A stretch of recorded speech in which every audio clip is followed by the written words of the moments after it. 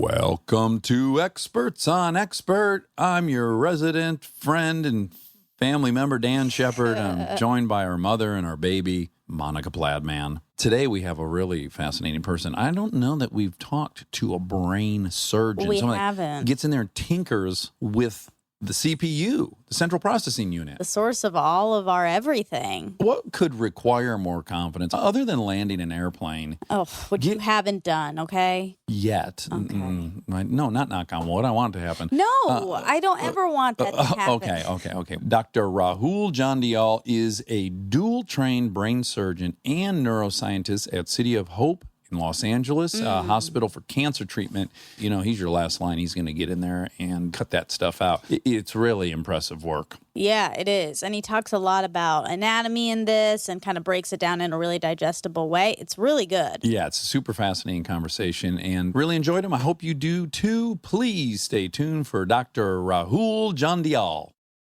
We get support from Quince.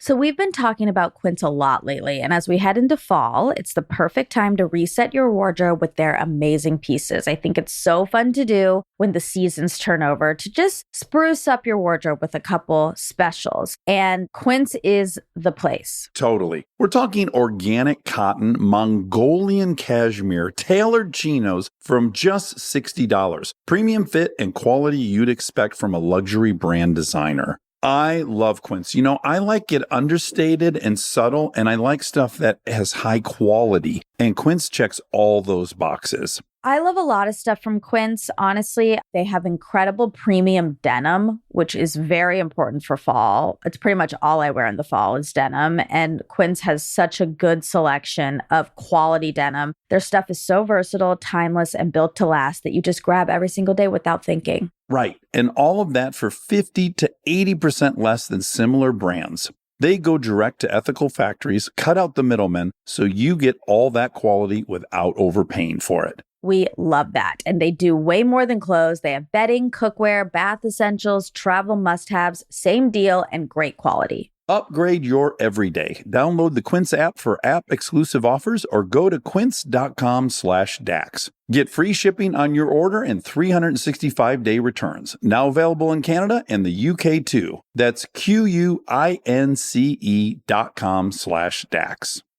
We are supported by Auto Trader. All right, if you've been putting off car shopping because it sounds like a whole thing, buying your car online on Auto Trader makes it way easier, really. You can shop tons of cars online, compare prices, check financing and trade-in options, all from wherever you are. And if you want to start online and go to the dealership for a test drive, you can do that too, really. What I like is the flexibility. Start online, finish at the dealer, or the other way around. Your info stays with you, so you're not starting the process from scratch. Plus, you're working with local dealer listings, so you've got real people helping behind the scenes. And when you're ready, you can pick up your car or have it delivered. Really. Buy your car online on Auto Trader. Really. He's an armchair expert. He's an armchair expert. He's an armchair expert. I'll be interested what your takeaway is with the amount of nicotine and caffeine you watch me consume over the next 90 minutes. I'll look for some kind of diagnosis at the end of this. Both are good. Both are good? If you can get nicotine without all the other shit in the cigarette, there's nothing wrong with it. Dr. Rahul Jandial, what is the origin of that name? I was born in northern India, got here about age 7 or 8. We took a Pan Am flight. Parents told me, we're just going for a day trip. They did. Next thing you know, we're in Torrance, California by the 405, where it looks like Mad Max. So that's where I landed. Where the Lakers used to play. So you don't have any beef with anyone from southern India, do you? Monica's southern Indian. Yeah. There's no kind of like north-south beef. I'll hide it for this episode. Okay, good. We can iron it out in the parking lot afterwards. Why did mom and dad leave? I mean, there was all this strife going on in northern India with the Muslims and the Hindus, and we lived in Kashmir. They'd have curfews and sirens would go off and bombs would go off. So when that's where the border is, with Pakistan? Yeah. And they're gnarly up there. They'll attack each other. They'll cut off each other's ears and wear it as a necklace. It's pretty raw. And the mountains are gorgeous, but it's like the most beautiful and violent place on the planet. Yeah. What did dad do for a living? He was an engineer, so when they had a chance to come out here, they needed engineers. He took the gig. We came with him, and we went for it. As civil engineer? Mechanical. Oh, a mechanical engineer. With a lean towards aerospace. So he was working for Moog and those sort of companies. Moog, the synthesizer company? No. It was like the next thing after Boeing and some of the missile parts for some of the airplanes. Oh, okay. Again, Monica's father is a civil engineer. But that's the way they got the chance to come over because you had to buy a ticket, you know. Yeah, and Airplane if ticket. you had a skill, obviously, that the U.S. desired, it helped out with emigrating here, I would imagine. Right. And the way they learned in their books, it was English-based. So just like they're doing with tech now, if you're learning in English, easier to jump over. So the education there was in English. Yeah, and did you have any siblings? I have an older brother. Older. How much older? 2 years. Okay, were you guys close, or was it a battle royale at all times? Both. Both, yeah. Both.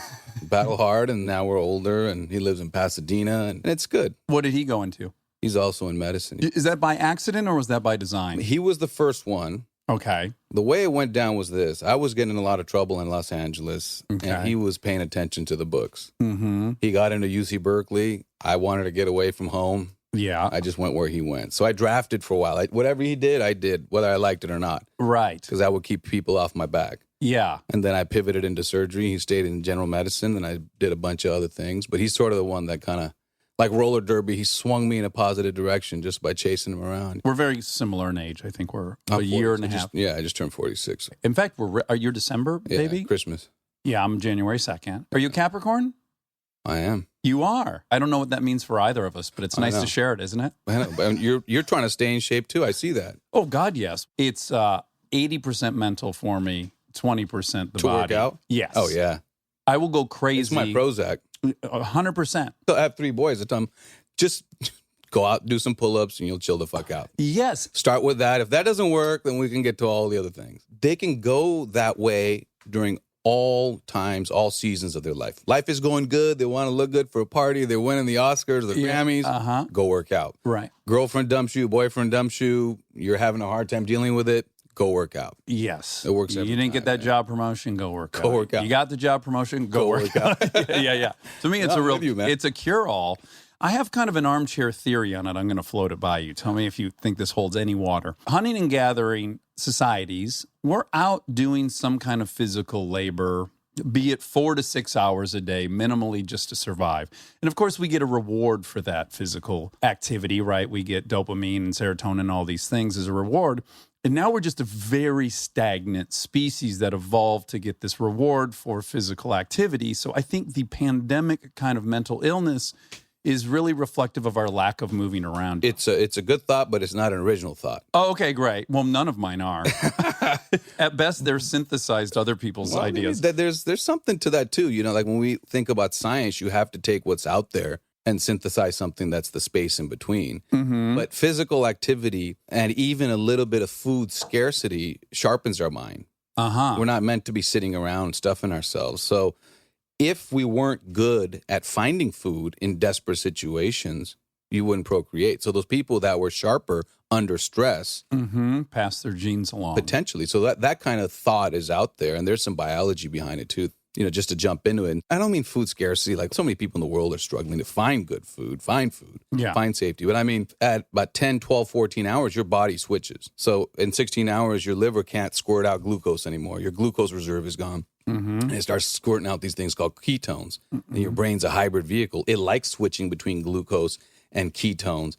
And hardcore neuroscience literature, it shows that people have increased cognition, focus, and attention. So it does for you what coffee does without sort of the crash afterwards. Increased during keto or increased during glycogen? The process of intermittent fasting, that switching between being hungry for 16 hours, let's say you skip dinner, the next thing you eat is lunch or the dinner afterwards, that switch going back and forth is the only diet shown to increase attention and focus, intermittent fasting. Okay. That's what I've read. I'm not a diet guy, right. but if you go in Journal of Neuroscience, Nature Neuroscience Reviews, where you have to be hardcore science to get in it, they're writing big, big papers about this. This isn't just on pop science. Right. And so walk us through, in a very fundamental way, what is the energy for brain? Obviously, oxygen is traveling there via the blood. And what else is happening? What's the other food for the brain? That's a good question. It's this old experiment. I don't mess with animals in my lab, Okay. but they took a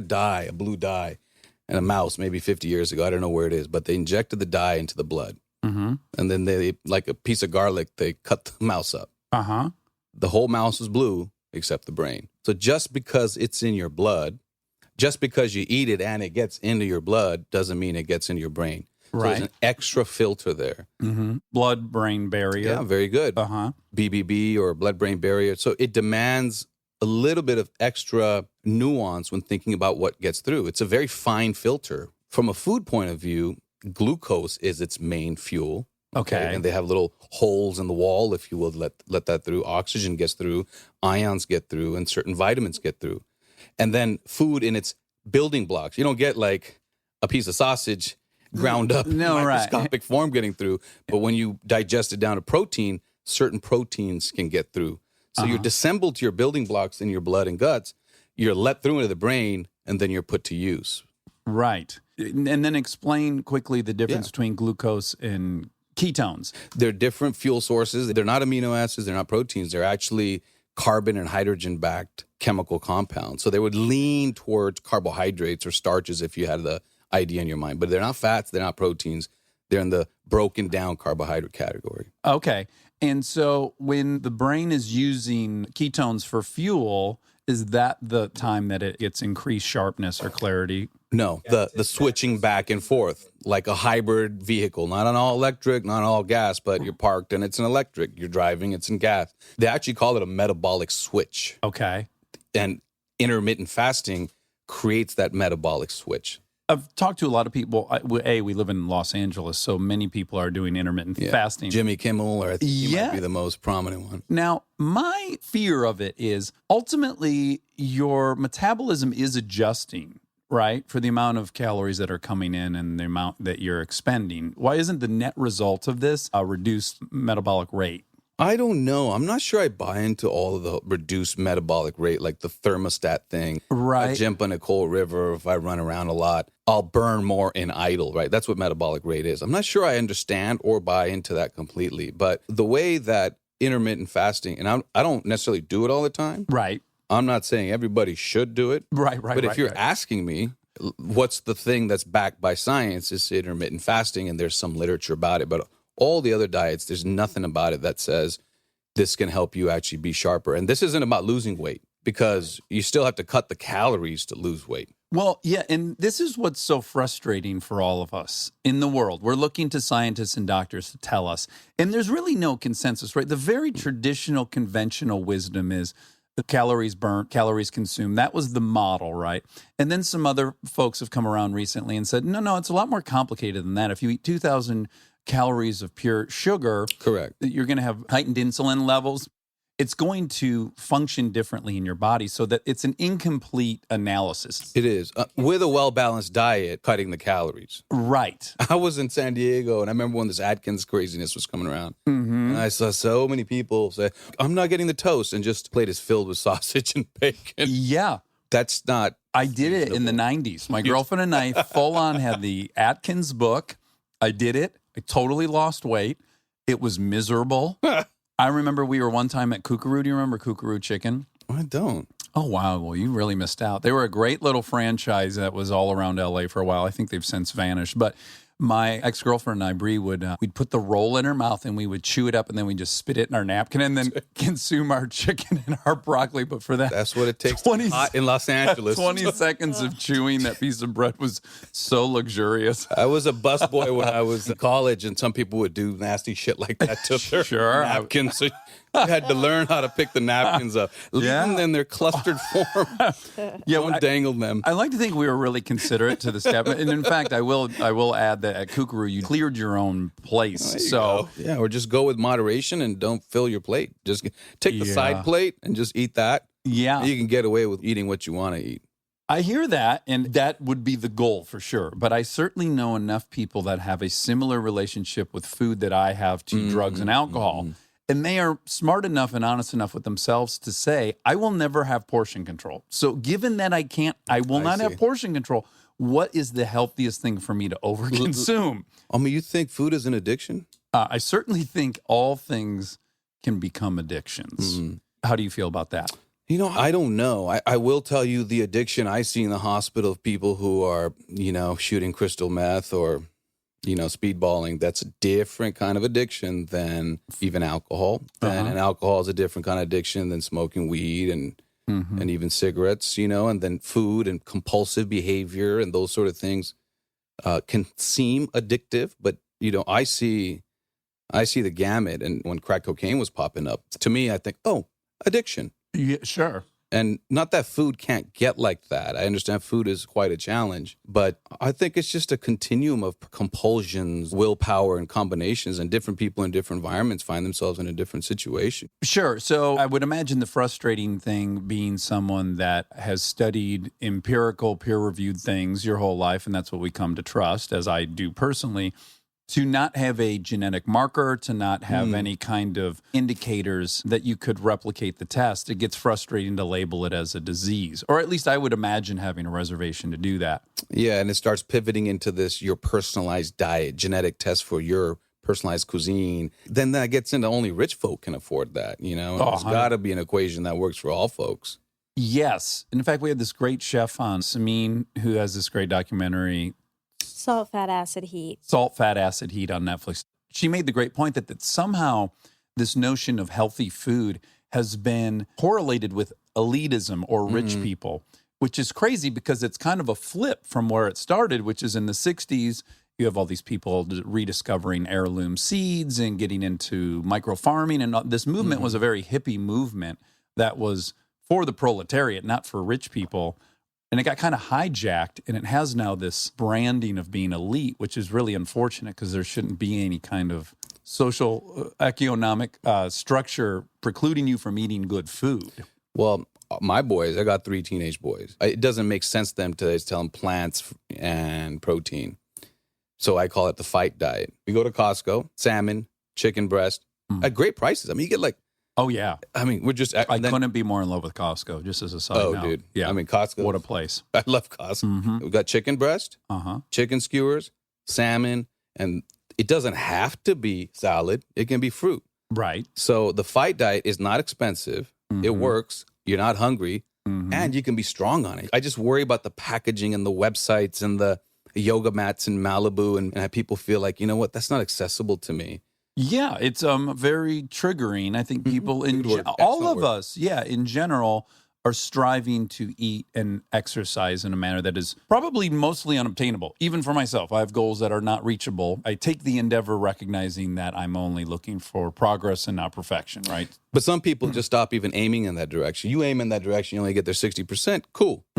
We see, I give you the stark examples of being in the hospital. We see obesity. And as a surgeon, I have to operate on people that are 300-400 pounds. We have to bring in specialized beds, specialized MRI scanners. Yeah. And they just quit on trying to be healthy. I have a friend who's an ER doctor at Cedars, and she was telling me that for some reason, some of those folks that come in that were shut-ins or whatnot, and that's their first trip to the hospital, that just some general anesthesia that would be fine for us is it's too much for them. I haven't heard that. I know redheads need more anesthesia. That's known in the anesthesia world. Oh, yeah. The reason we know that is if you run patients light on anesthesia, they'll actually start, it's called bucking. Okay. And they'll buck and flop around like a fish while they're open. Oh, boy. We have this thing like patients light, patients bucking, and they know.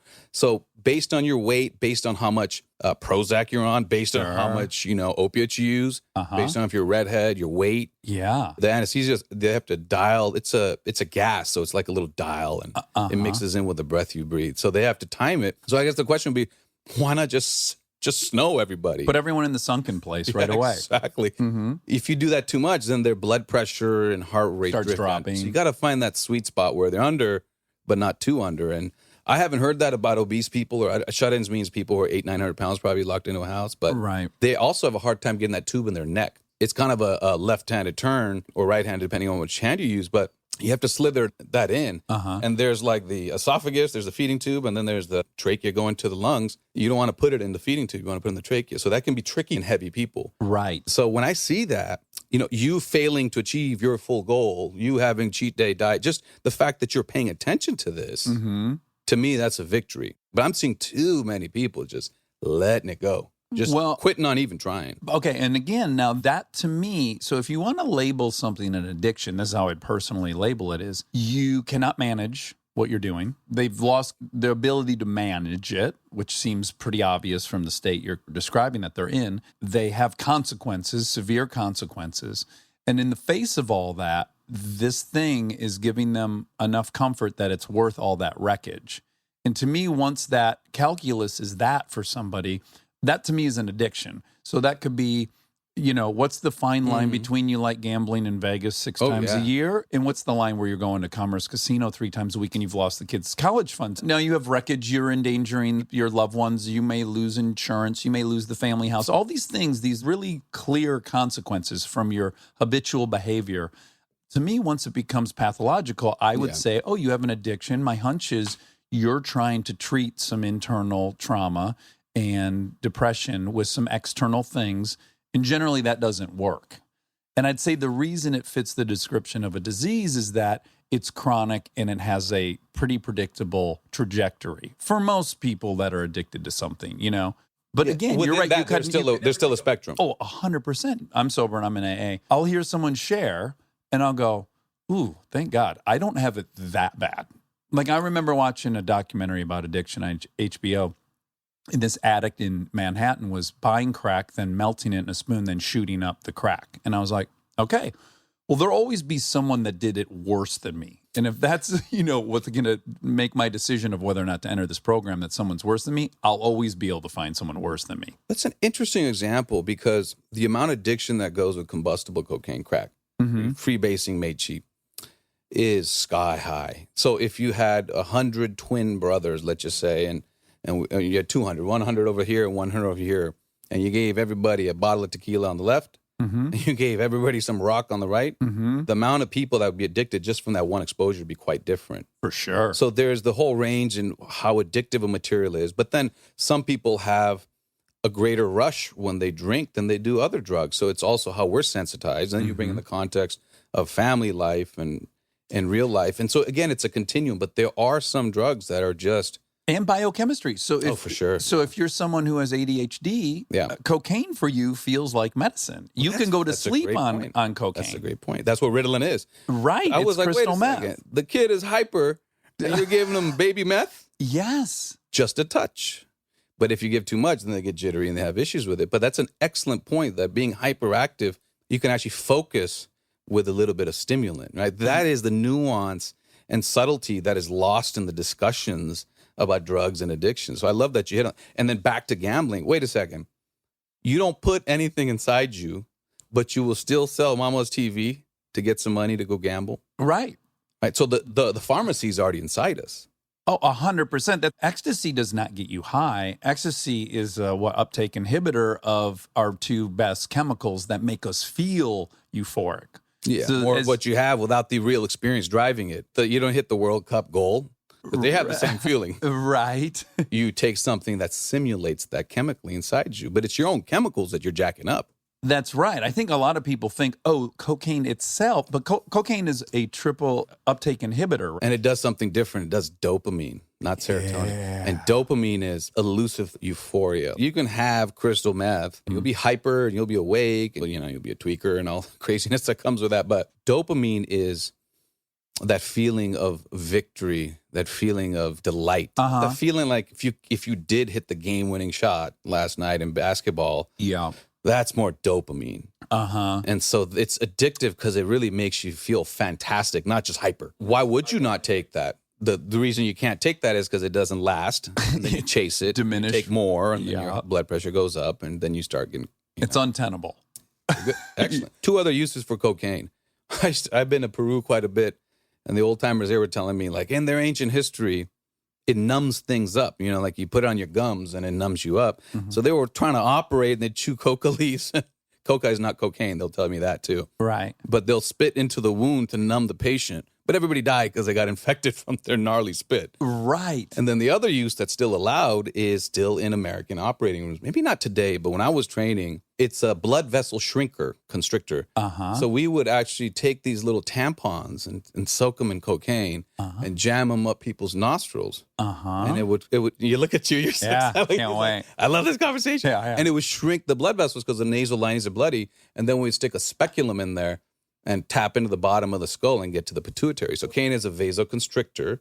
It's also an anesthetic in the sense that it numbs you. So it's a flexible chemical, and it comes from Mother Nature. Its docking station is naturally built within us. We have things called nicotinic receptors, opiate receptors, cannabinoid receptors. And there are nicotinic receptors on the tissues in your brain and body. That nicotine, just the compound nicotine, not all the 200 million other things that all the cigarette companies have in their tobacco. Yeah. But just nicotine binds into a receptor in your body like a perfect lock and key. It is not a foreign substance. Right. And neither is, cocaine, neither is the things that come from poppy leaves. Opium, yeah. We are one and the same with the plants around us. Yeah, it's so fascinating. And yes, we see this in the animal kingdom. Elephants hide fruit until it ferments and they eat it and get drunk. Chimpanzees get high. A lot of primates are getting high. They know what stuff is good out there for them to eat and experiment with.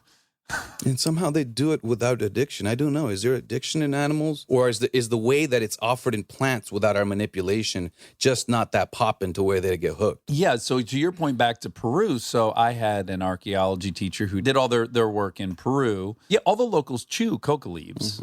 I was in Bolivia 6 months ago, my teenage son. We're visiting a hospital. Show up, there's coca leaves. It doesn't get you high, but it does allow you to function without headaches and fatigue at an altitude where your blood cells are not fully docked with oxygen because there's just not enough oxygen up there for you. Right. So it's not illegal. It's not unethical. And my son and I did, and I actually mentioned it in something that I wrote. But coca leaves right on the side with some coca tea, Yeah. you're less winded. It's not as much of a stimulant as caffeine. If you think it's going to keep you up on a long drive across the country, that's not what it does. It does more about, not feeling winded from being at a high altitude. So it's a very interesting, again, nuance to, coca. That's I wonder what's going on respiratorily, if it's actually having any effect on the cells in your lungs or anything there that's allowing more oxygen to enter the bloodstream. I don't know. My guess is there's not more oxygen entering the bloodstream. That's where Lance Armstrong was actually making more oxygen carriers by shooting EPO. The red blood cells are the shuttles that carry the oxygen. They get low, we give him EPO, they get high. His were normal, he raised them up as if he was training in Colorado. But us being in Bolivia, there's no way that our carriers were higher. So it's something about the way that even despite having a lower delivery of oxygen to our cranking tissues, we didn't feel fatigued. Going back to the brain, the feeling of fatigue was reduced by chewing on coca leaf. That's my guess. I just made that up. Right.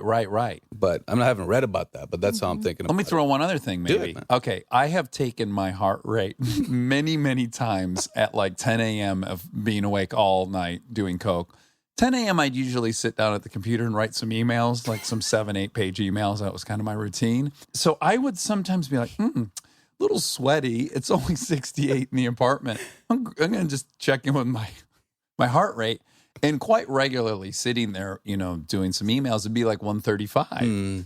So I do wonder if the coke at all raised the heart rate enough that it offset the reduction in No, you know what? That's a very smart point. The way our heart rate goes up is a way to deliver more half-full carriers of oxygen. Yeah, well, they're half full, so we're going to send you twice as much. quantity over quality. You're going to get about the same amount of oxygen, but I'm having to pump more rapidly, send you more carriers over that. That's a good thought. Yeah. Now, the chewing coca leaf doesn't raise your heart rate. Otherwise, I wouldn't have given your it to the kid. youngsters. But Right. that's the way to think. Smart, common sense about how the body works. It's mechanical, man. That's what fascinates me about it. When you understand an engine and it won't run, you go through a very simple checklist, right? You need compression, you need fuel, and you need spark. So one of those three things, it's that simple. And now you have 8 different parts that are in charge of all 3 of those things. So you're dealing with potentially 40 issues, whatever. It's all going to boil down to those 3 things. If you have all 3 of those things, you have a running engine. So I would imagine that's the heart. That's the heart. So you named it right there. So compression is the squeezing of the heart. It squeezes like a fast wringing of a towel. it twists. Yeah, it twists because that's better ejection fraction. You get more out. Like if we're going to take all the water out of a towel, you twist it, right? Instead of balling it. Yeah, so that's compression. Fuel is blood.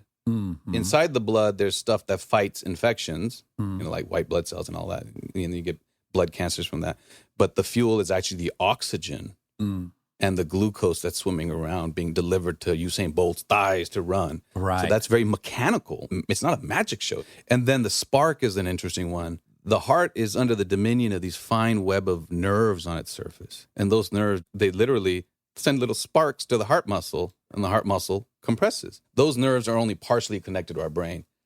Yeah. If you knock me out, they're still going to keep firing. Right. But if I meditate like a Buddhist monk for 10 years, I can get them to behave a little bit. That's so fascinating, isn't it? Now, I want to go into your history a little bit because now, when you come here at 8, you go to Torrance. There's not a lot of kids from India in Torrance, are there? No, but I was brown, so I never saw it as I am brown. Let me correct that. Yeah. Existential crisis almost. I never saw it as kid from India, but it was like brown kid. There were other brown kids there. I always felt connected to people despite my gender, despite my color. You didn't feel excluded. I didn't. I think that's the narrative. It's a well-worn one. If I didn't feel that way, I don't want to make it my narrative because it's convenient. No. Well, your story is your story. There's no right or wrong. Yeah, but people morph their stories because they think it fits a certain narrative that's going to get them a press hit or a little, a little bit more pop on their website. I like it messy. I didn't feel excluded. At one time, some shit happened, and I went home and told my pops. I was like, Dad, man, they were friendly with me. They were making fun of this or this and that. He's like, did they throw stones or rocks at you? And I was like, no. He's like, then why the fuck are you complaining? He was a funny guy. Like, do you know where we were? Yeah. Look how open-minded everybody is here. Look how, liberated people are here compared to the region of the world we just left. Yeah, he had that disposition where he was in a place of gratitude and perspective. Now, how about kids coming over? Were you ever embarrassed that it was like Indian food was being cooked in the house? Any of that?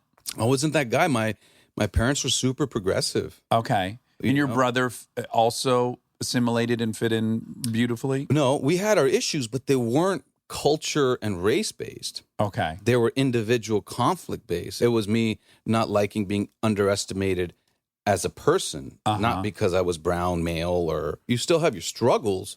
They just weren't in the conventional box of race and culture. My parents were very progressive. They were laid back. We did a bunch of cool stuff. But did I have beef with people in high school? Absolutely. Did I have heartbreak with my girlfriend? Of course. Those were the driving forces of my life, not, I was underestimated as an immigrant. I know that's a strong narrative and a good narrative. And so there's this deeper layer of struggle and conflict that doesn't fit the conventional boxes. And I think that applied to me. Stay tuned for more Armchair Expert, if you dare. This episode is supported by Helix. All right, let's talk about something we both really care deeply about: sleep. It's the most important thing. I've had my Helix mattress for years now, and I genuinely think it's one of the best investments you can make for your home. Mine still feels just like it did when I first got it. Well, that's the thing. It's not one of those mattresses that caves in after 6 months. These things are built to last. And, I'm a side sleeper. I ordered a side sleeper, and I get hot, so I have cooling. And I can't tell you how much more comfortable it is to be in there not sweating and tossing and turning. Cooling is really important. I've read that you're supposed to sleep a little bit cold. So I also have cooling. And they have over 20 models, so it's not a one-size-fits-all situation. You just go take their quiz, and they match you to what actually works for your body. Plus, they've got cooling upgrades, which heading into summer, non-negotiable. Truly. Go to helixsleep.com/armchair for 20% off. That's helixsleep.com/armchair for 20% off. Make sure you enter our show name after checkout so they know we sent you. helixsleep.com/armchair. This podcast is brought to you by Squarespace. We've talked before about Rob building our website on Squarespace, and I bring it up again because it's a perfect example of what they do well. Rob had all the pieces, the content, the vision, the ideas, but he needed something to actually take all that and make it public facing. And Squarespace was that bridge. Maybe you're in the same spot. You've been developing something, a business, a skill set, a body of work, and it's been private. It's been yours, but at some point you're ready to put it out there, and that transition from private to public can feel like a huge leap. Squarespace makes it feel like a step. Beautiful templates, built-in SEO, email campaigns, scheduling, analytics, everything you need to go from I've been working on this to here it is, come find me. All in one place, no code, no stitching together a bunch of different tools. So if you've been sitting on something and waiting for the right moment, this might be it. Head to squarespace.com/DAX for a free trial. And when you're ready to launch, use offer code DAX to save 10% off your first purchase of a website or domain. Thank you to our presenting sponsor, HP, for supporting this episode. Parents, you've got enough on your back-to-school list right now. Ink cartridges do not need to be on it. They just don't. The HP Smart Tank printer uses a refillable ink tank and comes with up to 3 years of ink included. It's the last printer you'll ever need. To learn more, search HP Smart Tank. We are supported by Walden University. You know that feeling when you've been thinking about making a move, going after the degree, the promotion, that thing you keep telling yourself you'll get to someday? Walden University is built for that moment. For over 50 years, Walden has helped working professionals get the W, the knowledge, the skills, and the confidence to create real change in their careers and communities. Their programs are designed around your life, not the other way around. With Tempo Learning available in select programs, there are no rigid schedules or set weekly deadlines. You move at your own pace. And Walden's faculty aren't just academics. They're practitioners who bring real-world experience into everything they teach. From your first class to career coaching and beyond, Walden is your partner the whole way. Take the first step and learn at a pace that works for you. Visit waldenu.edu. Walden University. Set a course for change. Certified to operate by Chev.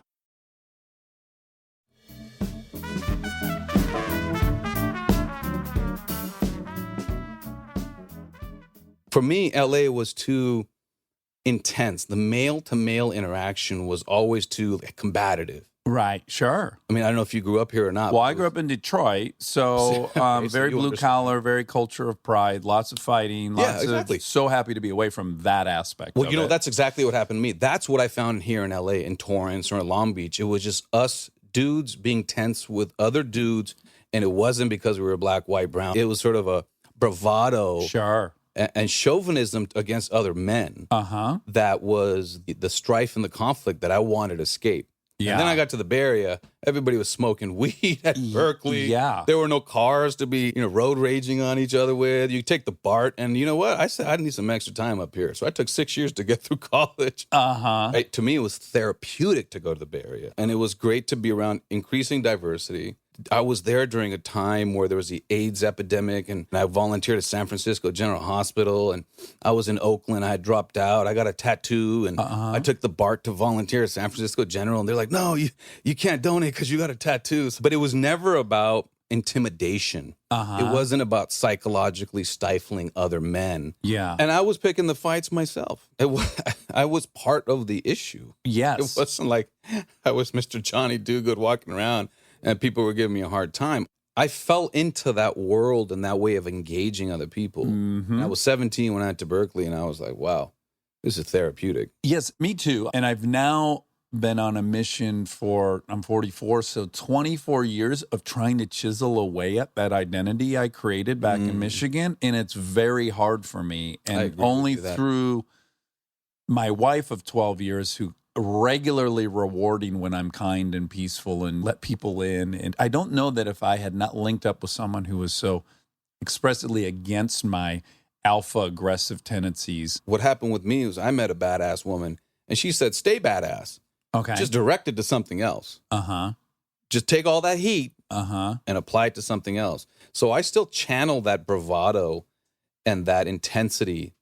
And it would make me a horrible pediatrician with, doctors around with koala bears on their stethoscope. And I'm just like all nuts and psycho. But it does make me a good cancer surgeon when there's a tough case. Yeah. Because I approach it with the same adversarial intensity I had when I was younger. I've just redirected it in a constructive way. Yeah. She was great that way. She was like, no, just turn this into a strength. You're just directing it to the wrong place. So I think increasingly I am embracing that the traditional role of the male is largely not needed anymore. It's not like we're getting attacked from another tribe.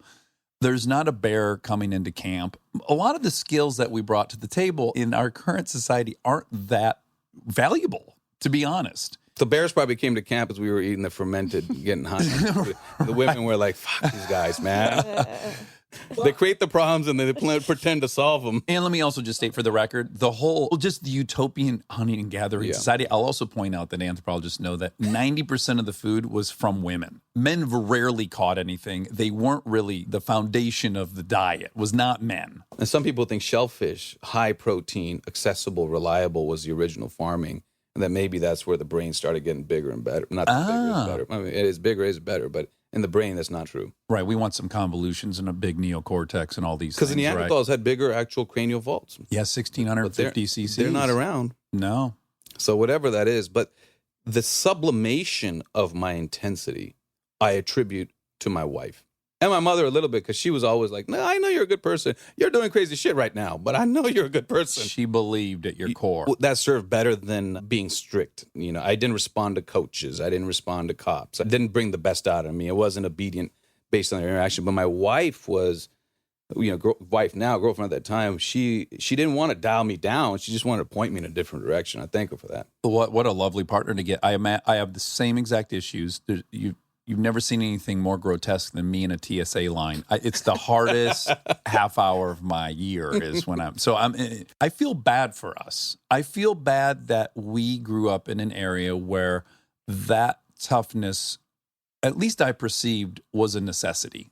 Now, maybe I'm wrong, and maybe 90% of the boys didn't go the direction I did as a kid, but I did, and I felt like it was a response to my environment. It was eat or be eaten. I feel that way. Again, objectively, I could be wrong. Obviously, other kids didn't do that, but wouldn't you have liked if you could go back in time and put you in an environment where that exterior wasn't even required to grow? I think that would be nice, but again, I'm not sure I fit into that box because my pops used to say, no, you're a confrontational personality, even in the old country. Okay. You're just applying that to a new spot and ended up in that similar ecosystem here. But he saw that as a young person's response to anything competitive, anything adversarial was something dialed into me. Right. And he was waiting for me to grow up and realize to tamp that down. And my wife was in that way. They're very indebted to her. They're like, man, we had a fuck. He was going the wrong way. And she gets all the credit. And she should get most, but not all. I did some too. Right. The head of children's brain surgery in San Diego. He's when James Toney was boxing, he was the cut man. He lived in a station wagon, a Big Sur for a long time. He is not who you would expect to be a doctor. He is not who you would expect to be a general surgeon. But with a gnarly tumor inside your kid's head where you just need a savant type, psycho adversarial focus, certain surgery, certain operations require that. Like in Hurt Locker, where he's a complete F up, except when it's time to dismantle a bomb. And the general's like, how many have you done? So this medicine drifted into surgery, drifted into cancer surgery, gave me a place to have those fights I was having in Torrance, but doing it in a constructive way now. Yeah. So it's a sublimation for me, not a tamping down of my energy. Right. And now there's a zone that a human can get into, which is like time to do the dirty work. I imagine at least it's a little bit of a switch flips where it's like, I'm going to be a little bit of a sociopath right now, and I'm going to be singularly task oriented, and I'm going to forget I'm cracking someone's skull open. I'm going to forget there's blood everywhere. Not everyone's drawn to what you do. Back to your original point, when you go to the gym, you put in work and it does something cathartic, therapeutic for you. But the operating room can be that way. You got a headlight on. You got these magnifying glasses. There's pain in your neck. You got somebody next to you handing you medieval instruments, but they've got surgical steel and German design on it. It's gnarly. It's physical. And then when you look at the work that has to be done and you realize the challenges, you know, it elevates you. And I always say that I would have been a horrible pediatrician. Every kid with a cough, I said, it's just a cough, it's just a cough. Sure, a couple of them are dying from whooping cough. Right. But when the challenge, I know it's clear, I bring my A game. Otherwise, I can be a little sloppy. I can be a little unfocused. So having that as 1 to 2 days of my week, I look forward to it. Some people look forward to golf. Some people look forward to working out. But it is a physical thing. And I think there's this harmony where you're not actually thinking. There's this harmony of where like flow. Whether it's piano or ballet or the 2-minute drill at the end of football, what's going down right there is not intellectual.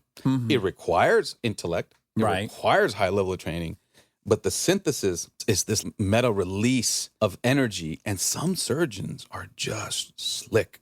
I mean, and when I saw that for the first time, I wanted to compete to be that. Imagine getting to compete like an athlete, like a ballerina, but at the same time, you walk out afterwards and there's a whole family thanking you for helping somebody.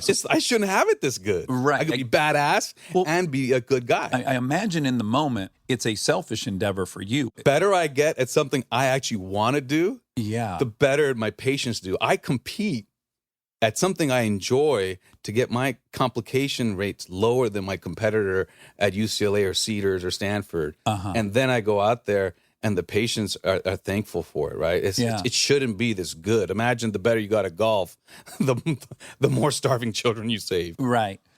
You know, people ask, oh, you have a stressful job, you're a cancer surgeon. And I was like, yeah, but I drive away and my patients are dying. I don't get that twisted. Right. And so the singular focus of dedicated work, challenging work, relevant work, dangerous work, it is in its own way a drug. So, because I'm not going to sit there and meditate about Mount Everest and get my heart rate down. I can elect to do something challenging and sort of get the same psychological relief and catharsis from it. And the best part about it is, no, you don't operate like a little bit every day. We get block days. Where you do a bunch in one day. Do a bunch, right? And so my day is Wednesday. I just, Wednesday, you know, I got a Tuesday night. There's a certain ritual, like gym work. Wednesday morning, roll in, same parking spot, take the stairs, get a little tone in the legs. Yeah. You know, have my locker room where I change. And patients see me in, you know, a casual suit, nothing shiny, but something put together so they remember me from clinic. And I change into my gear, and there's a ritual of changing in my gear. I actually have the same kind of underwear. I mean, maybe it's too much for you. No, I love it. But, you know, it's like I have baseball, lucky underwear. You know, battle underwear. Right. And that's a wonderful Wednesday for me to have. Now, what is the feeling when it doesn't go well? It hasn't gotten easier, I'll tell you that. It hasn't. Hurting kids, especially, it hasn't gotten easier. I do a lot of pediatric brain surgery overseas. It depends on the context. Now, this is getting deep into the layers here, but each patient is different. If you're having surgery and you're trying to preserve your ability to speak, but your timeline's already built in because of the disease you have and you're going to die in a year, and you hurt that person's speech ability, that does hit differently than somebody coming in with a benign thing. They're going to live 60. But if you shell it out and you hurt them, they're going to have trouble talking and understanding for those 60. It does hurt a little bit differently. Each injury and complication is individualized to the person, as is the pain that comes with hurting somebody. Yeah. And this is a terrible analogy, but it just made me think of, I host a game show. Sometimes I give them a lot of money and sometimes they go home with nothing. I can't help but be on the emotional ride with them. I would like it if I wasn't on the ride with them, but I'm just on the ride with them. Yeah. I really can't stop it. On the ride with them is, you know, I crash airplanes, but I've got survivor's guilt because I always parachute out before the crash, you know. Right. You know, I keep going and they don't. So I'm partially on the ride with them. What would a great surgeon's percentage be of success when specifically dealing with cancerous tumors in the brain? What would be a great surgeon's number? If it's simple, you injure, just call it injure, 3%, you might be horrible. Because everybody in town, the average is 1% injury. If it's complicated and you injure 80%, that actually might be like you're some Baryshnikov because the other surgeons in town can't even tackle it. So Right. at least you've helped 20. Yeah. So again, there's a big gradient. Therein lies this giant landscape of disease and humanity, layers that never get out, that can never be distilled into just simple numbers. So it is, again, contextual, and it is a gradient. So it depends on the cancer, the disease, and the age you're talking about. Yeah. Is it easier for you when you have a patient that you go, oh, this person's terminal, they're going to die. They're absolutely dead unless I get in there and do this. So the risk, weirdly, and this sounds a little bit dispassionate, there really is no risk. This person's going to die of this shortly, or I'm going to get in there and I might have, to your point, maybe a 20% chance of fixing that. To me, I feel like emotionally, I'd be better at entering that scenario than we're going to do this. They could live maybe without treatment for another 8 years, but you know, the complexity of it changes, right? If they're that terminal, we won't cut on them. Oh, you won't. Yeah, I mean, so at some point you start telling patients no, because I'm not going to be able to help you, and then my complications are worse than you just taking your chance with fate. Right. Alternatively, sometimes, you know, this patient, she's trying to get to her granddaughter being born. cure is not in the discussion. Is can you get me a couple of months? And I'm starting to have problems staying awake. And this is my third brain surgery. Can you at least take out some more of the tumor burden so I can make it a few more months, see my granddaughter, and then die? Yeah. Now, they're terminal, but you're not any less invested. And every patient's a new story, and every cancer, unlike a broken knee, is a new enemy. Doesn't grow the same way. Like Kobe Bryant's knee pops a cartilage. Okay, that they always pop in the same. Suspenders break in a similar way. Blazers tear in a certain way. Right. Cartilage tears in a certain way.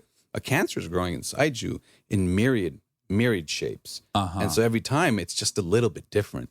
And that requires creativity, not just, I have completed the 62 steps to complete this engine rebuild. Right. You're kind of making up moves when you're inside. And to me, again, that makes me pay attention and I get meditative relief from it. Yeah. And probably your personality type would require you to do something. Back to Torrance. Yeah. That you need a challenge like that to keep you absolutely focused. Really quick question, has nothing to do with anything. Have you ever operated on someone that had acromegaly? Like, have you ever taken out that tumor that is pushing on the pituitary? I've operated on a gorilla. Oh, you what? Really? I was in San Diego. The SEAL program, the military asked us about a tumor in a sea lion. They had like these sea lions that go down and drop a cuff on an intruder and they reel them back with like a fishing line. That sea lion died before we had a chance to help it.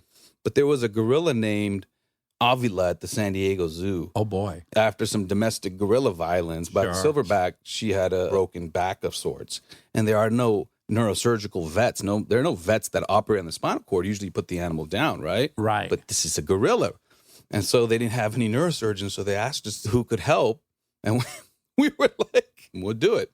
And so we gathered all these instruments because you can't bring the instruments back. The interesting part was it was like Jurassic Park. More than half of the zoo is hidden in the back. And had these little flatbed trucks.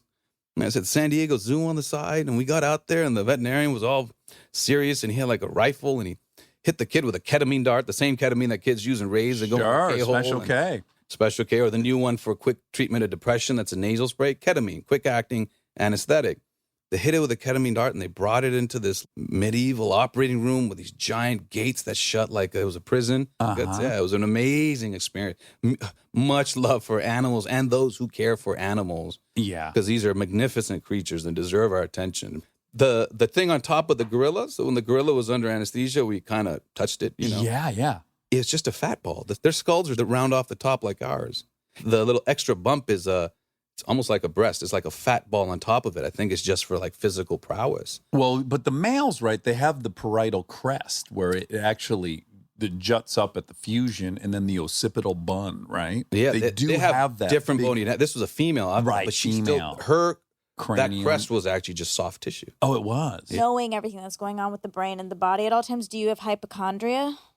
No. I would have it, but I would definitely have it if I knew everything. I don't know everything, but when my wife was training in surgery, in OBGYN, she was pregnant. Patients have HIV now. It's under control. The viral load is down, but we were operating in blood that could infect us. And my firstborn was in her belly, it's just not like that. If you don't get cut and you don't stick your fingers in your eye hole or your nose hole or ear hole, it's not going to get inside you. You can dunk your hand in a bucket of blood with, the HIV virus in there. It just doesn't get in through all ports. So I actually look at it the other way. I've been moving through hospitals across the world for decades, and I don't get coughs and colds any more than the next person. So I don't think about it that way. But really quick, back to the moment in med school where you're like, I think I'm the person that wants to be cutting into something. Was there an exact moment? Did you have like some kind of autopsy class or something that you were like, I'm handling this better? First of all, that shit is so disgusting. Okay. Doctors, they get into anatomy 101. There are all these carcasses. It smells horrible. The anatomy's not pretty. It's all just decomposing. It's wet cardboard. And they're like vultures clamoring. I don't even know if it's out of interest. I think it's just to outdo each other. So I was actually not going to go into surgery till I was at LA County. And if you fall off a skyscraper and you're being, choppered in, the trauma surgeons are hit with the pager and they're waiting there for you. They're the ones that are going to be slashing and gashing and sticking tubes in you. It's not the ER docs. Right. And there was this one kid, I don't know which gang he was in, but he was East LA, Boyle Heights. I can't remember, but he came in, he was shot in the butt. And his blood pressure was dropping like altitude on an airplane. And in that situation, there's like this rare maneuver you can do called an open cardiac massage. And then the trauma surgeon, they're waiting and they're like, hey, let's do open cardiac massage. There's so much finesse to it, is what I remember. It wasn't frenetic like everybody around them. Just a quick slice from about the nipple to the back. Uh-huh. And then he stuck his hand in, rotated it, and it was like squeezing in the blood pressure. It was like, all right, let's go up to the OR. Oh, wow. That wasn't even the work. That's what I liked about it. I was like, wow. Right. You do that, and all the doctors were watching. And I was like, ooh, I like that. So I started thinking, man, they do some gnarly stuff out here. And I started thinking, yeah, this is nice. And then I don't personally enjoy clinic. I don't want to spend 5 days a week seeing 40 patients a day. I think that would deplete me of a certain energy. Mm-hmm. And so surgeons have clinic, but they also have the operating room. A clinic 1 or 2 days a week. I'm in the operating room 1 or 2 weeks. So I'm just like moving around different spaces, Right. Not dialing getting- up different energy for the different environment. I found that appealing as well. So that was when I started thinking, surgery could be kind of fun.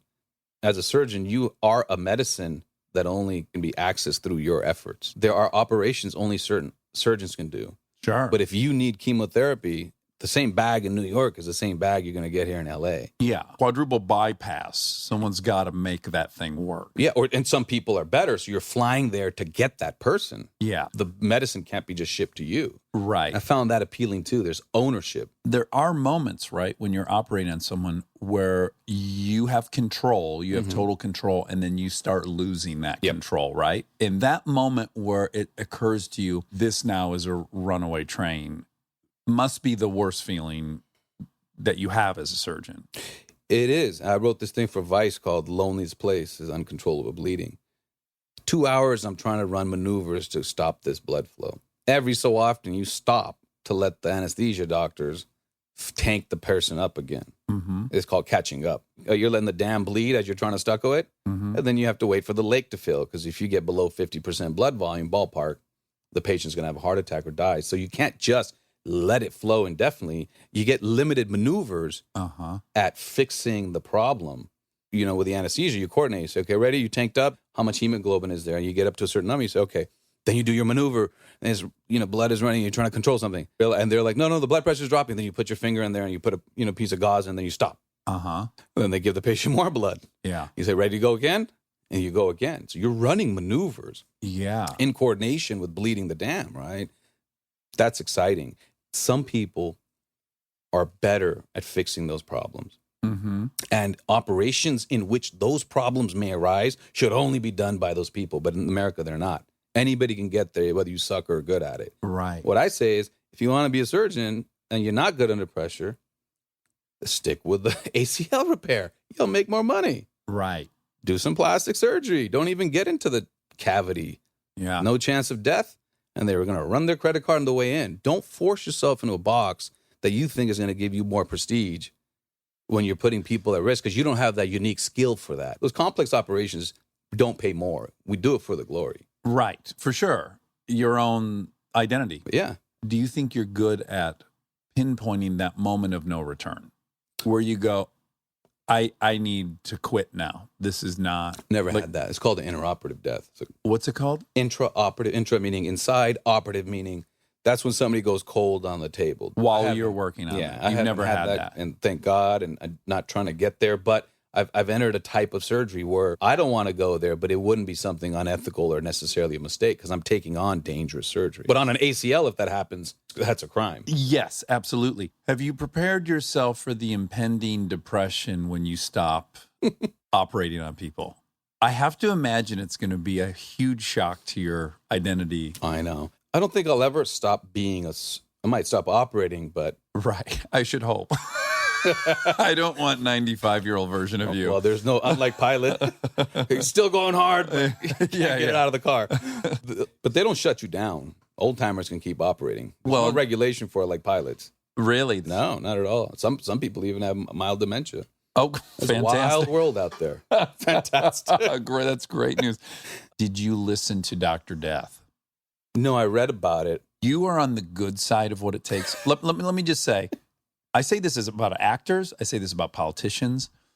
There is a prerequisite arrogance, which is helpful, and it's almost required, because who would think they're special enough to do any of these things? So there is an implicit arrogance, and then it needs to be throttled, right? And it needs to be monitored and policed. if you listen to Dr. Death, here's a guy that had that arrogance and had that confidence and did not have the skill set. Right. And I would add there's an analysis that people haven't presented. We take medical students into surgical training without ever seeing their hands. Mm. We're just going to take quarterbacks because of the Wonderlic. We're just going to take ballerinas because of their knowledge of the Bolshoi, whatever. Uh-huh. Well, then we'll see if they can dance. Then we'll see if they can throw. Uh-huh. And we're going to take them into surgical residency. But we are not allowed to fire any of them if they suck. So what are you going to get? You're going to get dudes like this guy. Uh-huh. And then they go to these little hospitals where there's a shortage of doctors, and they go. Sure. The things that I heard he was doing, what I thought to myself was, I don't know if he's malicious. He's just way past his depth, and nobody told him you're not allowed to do this because you're not capable. Because he was freaking the F out. Like, you hit a blood vessel in the neck when he was doing some of these neck surgeries. Surgery's about backup maneuvers. Run of this, already I do this. This doesn't go, I go to plan B, plan C, plan D. He did not know the backup maneuvers. He did the wrong backup maneuvers. Mm-hmm. So there's a certain, like, he wasn't trained properly. He would lose his shorts. He was a raging addict too. So Oh, I didn't know he that. has the perfect storm of total incompetence and a raging cocaine addiction. Mm. So he is operating on people on day 4 of being awake. On top of being incompetent, he got out of medical school, and the reporter calls the dean of that school and says, "Hey, I got his records. He only participated in 150 surgeries during his training and residency." The professor goes, "That's not possible." And he said, no, I have the records. That's what he participated in. But that's the flaw in the system. He shouldn't have been launched. No, yeah, this dean said, no, minimum would be 2,000 Yeah, surgeries. there's a certain number like that, 1,300, 1,400. Yeah. Yeah, and here's a guy who had been a part of 150. So there's systemic problems with the training. And then you add his addiction and incompetence. He was assaulting people. Oh. It's a crime. And then he moved to a different hospital. Well, yes, what it told me is, oh, wow, there's a lack of surgeons in this country, because why on earth would a guy with this record be so employable? It tells me there's a huge demand for surgeons and not enough of them. And there's a lack of understanding by the administrators that you need to have more whistleblowers. You need to give nurses and techs. The operating is a fun place, by the way. Anthony Bourdain wrote about what's in a kitchen. The kitchen's boring compared to the operating room. We got techs. 2 years out, you got MD, PhDs like myself. You don't have to have strong language skills because it's international language when we talk about surgery. I'm not talking to an awake patient. So you get a wild room in there. Yeah. Patients under anesthesia for 4 or 5 hours. We're talking, we're hanging, we're working. Mm-hmm. You need to allow them to be whistleblowers. Somebody should at least come by and watch his next 5 surgeries. Yes. A couple of nurses said, you've been getting into some false passages and some stumbles. We're just going to stand here in the room with you and see how you're doing. It's not hard to see. When somebody knows what they're doing in the operating room. The conclusion of this podcast seemed to be pointing towards we do need to empower some of these surgical nurses, because they're seen as more operations than anyone else. Like they know what should be happening for the most part. They're the ones to ask when you want to see which surgeon you want to go to. Yes. Anesthesiologists and the surgical scrub test. They're shoulder to shoulder with you, handing you stuff. Yeah. They know. You're not allowed to see them. If you want to get surgery, you go to Cedars or UCLA, you can't say, I'm thinking about surgeon XYZ, and may I meet the anesthesiologist first? Right. To see what they think, because they know. Well, I just had listened to Dr. Death and got a toe surgery. And I said to the nurse as we were prepping, I was laying on the bed and doing all the intake stuff. And I was like, hey, I empower you. If you see something crazy happening, fucking call it. And then I'm happy to defend you. Please advocate for me. I will not be awake. I empower you. I empower you. Good stuff. Stay tuned for more Armchair Expert, if you dare. We are supported by HP. If you're a parent, or you know one, like I do, or you can help take care of kids, you already know what August feels like. It's not summer anymore, it's the pregame. The supplies list, the forms, the "we need this printed by tomorrow" texts that come in at 9 p.m. And I say this as someone who's been on the receiving end of those texts in a former life. You're ready to help, and then the printer says no, out of ink, blinking at you, useless. It's such a small thing, but it will absolutely derail your night. So when I heard about the HP Smart Tank printer from HP, America's most trusted printer brand, I thought this is the kind of thing that actually makes life easier, not in a big flashy way, in a one less crisis way. Instead of those little cartridges that run out the second you need them, the HP Smart Tank uses refillable ink tanks, and it comes with up to 3 years of ink included. 3 years. That's 3 back-to-school seasons without the cartridge panic. HP can't fill out the forms for you, but they can make sure the printer is never the reason you're up past midnight. Search HP Smart Tank. We get support from Apple Gift Card. Back to school is here, and for many, that means some big life transitions. Whether they are heading into a new grade or setting up a dorm for the first time, you want to give them something that actually supports their growth and success. Apple Gift Card is a versatile solution because it takes the guesswork out of gifting. It's not just about a new pair of AirPods for focus. It's about giving them the invaluable chance to choose the digital tools and subscriptions that suit their unique journey. They can use it for productivity apps on the App Store, movie nights on Apple TV, or extra iCloud storage for all those new memories. With Apple Gift Card, it's so empowering to give the students their freedom to allocate their own resources. Celebrate their new academic chapter. Visit applegiftcard.apple.com to celebrate their milestones and gift one today.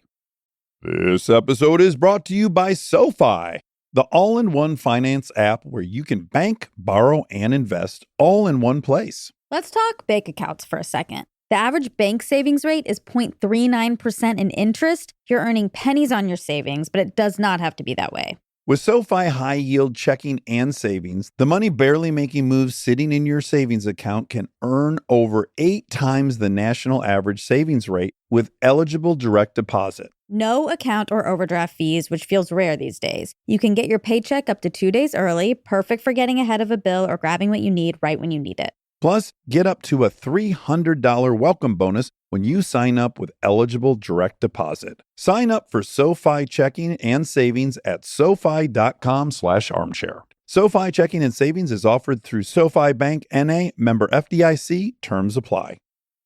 This episode is brought to you by ServiceNow. Look, I have my dream job. I get to talk to folks I admire like crazy and ask them virtually any question that I want to. I can't imagine a better way to spend my time. But even dream jobs have some not so dreamy parts, the stuff that gets in the way of the actual work. Now, that's where ServiceNow's AI specialists come in. They don't just tell you what you should do about your busy work. They actually do it, start to finish. Cases closed, requests handled, no extra work for you. So you and your team can focus on what matters most, which for me is, are they obsessed with male bodies on the same level as I am? They never are. To learn how to put AI to work for people, visit servicenow.com.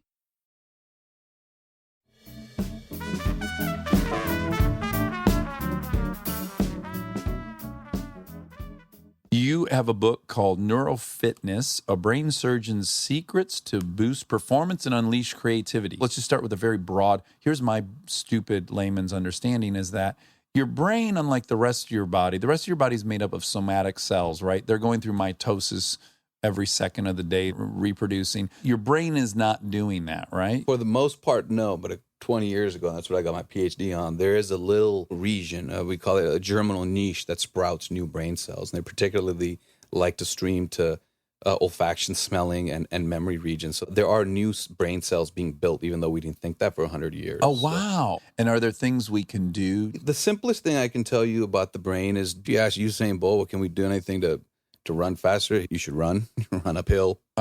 You know, the brain, you should live, get out, think, challenge it, not get into too many habits, shake it up once in a while, and it'll pull from different recesses of your mind. It is that elemental. And how you do that is up to you. A high-power career, great. Learning a new musical skill, great. Traveling, great. There's not one secret shortcut, one secret food that's going to do all these things for you. But exiting your routine seems to be consistent. Yes, it is. It burns a lot of fuel. It wants to drop in an idle. It doesn't want to be running in third gear. It's a big power suck, this huge brain of ours. 3 or 4 pounds, but it burns 20% of the fuel and only weighs 3 or 4 pounds. It's burning. Yeah. So by design, even though it's a hog, it still will find habits to rev itself down a little bit. And that's when you start getting to mental ruts. And those corners that are not accessed, they'll say, maybe we don't need those to be so robustly populated with brain cells and brain tissue and brain activity. So it'll start shutting down corners of your mind. That happens if you go blind. That happens if you get a certain paralysis.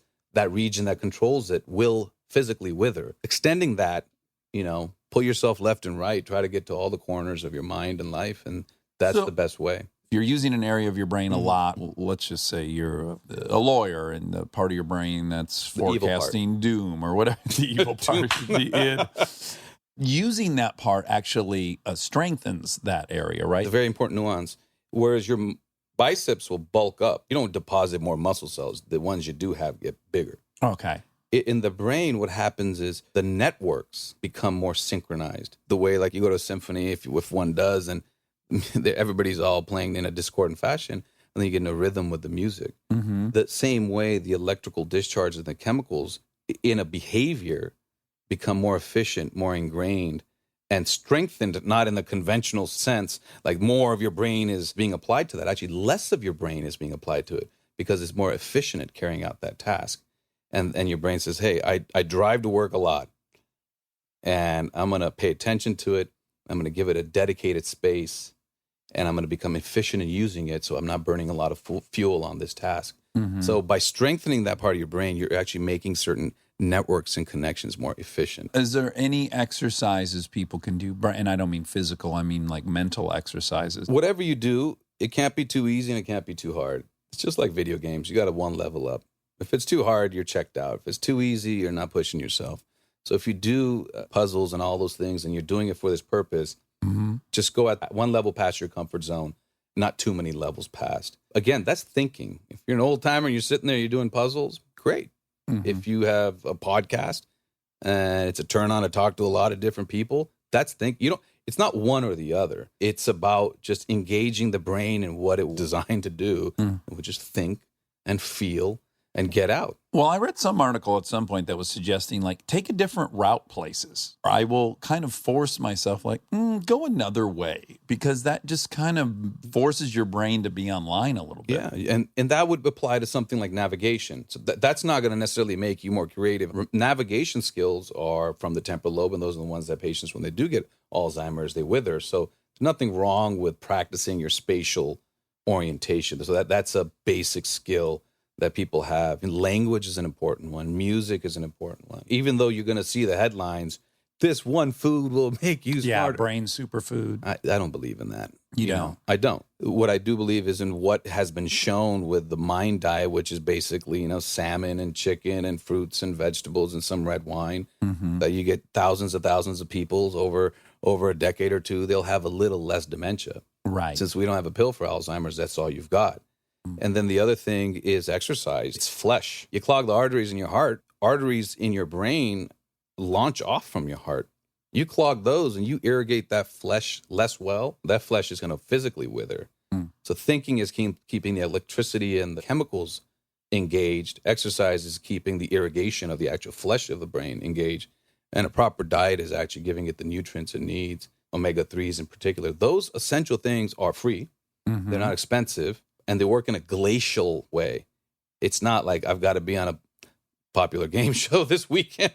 Today I'm going to have some salmon. Right. I wish it were that easy. Right. Yeah. I got a test tomorrow morning. I'm going to have blueberries before bed. Exactly. Just one. I'm going to have a blueberry. A blueberry to ace a test. And I imagine sleep, obviously, is something people underestimate, right? You can catch up on it.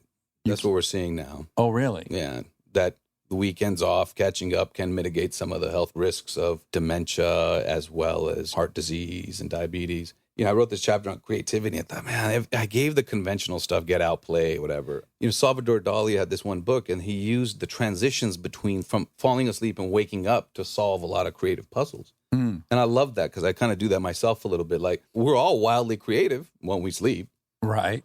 And so that hypnopompic state, that 10, 15 minutes while you're drifting off into sleep or waking up is a good time to rotate a problem in your mind that you've been trying to solve. Several people and several studies, as well as Salvador Dali, have mentioned that is a non-drug-based way to access problem solving and creativity. I do TM, or I used to before I had kids. I'm a writer, and I can't tell you how many times in that 20-minute evening session an entire act of a story comes to me, just like it got downloaded from the sky, because my brain's in some place that has allowed that to happen. I have a notes app that I leave on my phone. I just jot random stuff down. When you're in one of those zones. Yeah, or just falling asleep. I'll have a thought or two. I'll wake up and look at it and write a few things, and then get to my what time I have to be somewhere. Because once you engage that procedural part of your day, that free flow thinking it's got to take a back seat, because you got to safely get to wherever you're getting. Yeah. So it's those moments where you're actually not doing something routine that you can access creativity the best. Now, you are a surgeon at City of Hope Hospital. Tell us why City of Hope is fantastic, because I'm probably going to have to schedule a brain surgery at some point. That's called psychosurgery. You can treat mental health with these brain catheters and stuff like that, and addiction too. Oh, really? They're trying a lot of these things, not at City of Hope, but at other places. In that instinctive part of the brain, if the brain is a mushroom cap, that's sort of underneath of the mushroom cap, there are these nuclei. They look like large marbles stuck in between these neurons. And they can tickle them and stop obsessive OCD. They can tickle them and stop a tremor. They can trickle it in for depression. Really? It's like the emotional thermostat, if you will. And that's done through these deep brain stimulation at other centers, not at City of Hope. Well, it is conceivable at some point in our future, right? We'll just wear like a leather helmet, and the leather helmet will start interacting with the neurons and giving its own electrical impulses. And really, we could do all the things drugs are doing electrically, right? Because that's ultimately all that's happening when we take a drug, is there's some kind of electrical storm, right? I read this crazy thing about like centuries ago, they should try to treat headaches with these electric fish, and like somebody's had like a bad headache and they try to zap it with an eel. Similar concept, just less sophisticated, but the thought's always been there. Well, you must love too that the Aztecs were doing brain surgery and that they were surviving. Oh man, that's one of my opening slides when I teach classes. You can't go down the middle. There's a giant vein that's a mohawk. So if you look at those holes they make, they're always off to the side. Yeah. The first couple that were in the middle, they're like, this isn't going so well. Yeah, that's a lot of blood. Spot. That's a lot of blood. Oh, that's a lot of blood. Am I right in that cancer, just in its basic form, is your cells are going through mitosis all the time, and then sometimes they don't make an identical copy, and then that cell itself will start replicating, and that itself is cancer? It's just a mutant cell, right? When you're making billions and billions of new cells throughout your life, some of them will have a genetic change, and they won't behave. Behave means when I bump into my neighbor's Mr. Liver cell, I'm not going to crawl all over it and kill it. Right. That the tumors are basically growing at and damaging their neighbors. So they lost the playbook from your genome, right? That. They lost the playbook, and they will grow despite bumping into neighbors. They won't just hang on the liver. They'll go rogue and get into the blood vessel and try to take over your kidney. So they lose properties that make it a tissue. They lose those properties and become a malignant tissue. And that malignant tissue, in the beginning, your immune system's like, you've lost the playbook. You're not one of us. We're going to explode. We're going to destroy you by a lot of different mechanisms, by attacking you, or they've got some suicide genes that are already built in for this. When you can veil your surface and hide from yourself, right? Those cancer cells that make those two babies now, they're going to have more and more cancer cells and cancer tissues that have lost the ability to be detected by the immune system. And those will be the ones that take over. And this is just real-time evolution. Yeah, billions of cells try different strategies. Cancer is just a malignant species, just like the boa in Everglades, just like the dark finch or the light finch when the factories change the colors of the tree. Right. It wants to live. It's just not following the playbook, and it is evolution inside us. And then it ultimately it gets so big that it either takes up so much space inside of an organ that the organ can't function, and it is also, I would imagine, stealing surrounding nutrients from healthy cells. Yes and yes. The worst cancers, without getting big and bulky, they send off little enemies, little spies, actual pieces of themselves swimming around you, and they take root and form new colonies in your brain and your liver and your in other parts of your body. That's metastasis. A cancer is a malignant species that goes and competes for soil in other organs. So it's not like it's landing in the brain and saying, hey, Mr. Brain Cell, you too should become cancerous. It's just saying, there's a billion of you, and now there's a million of us, and give us a few years, we're going to be billion strong. Right, we're going to outproduce you. Repopulating.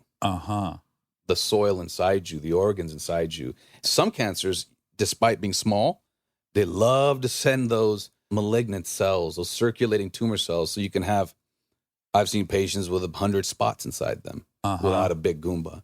That's metastasis. Some of them have it's called migratory capacity. Yeah, some of them have that.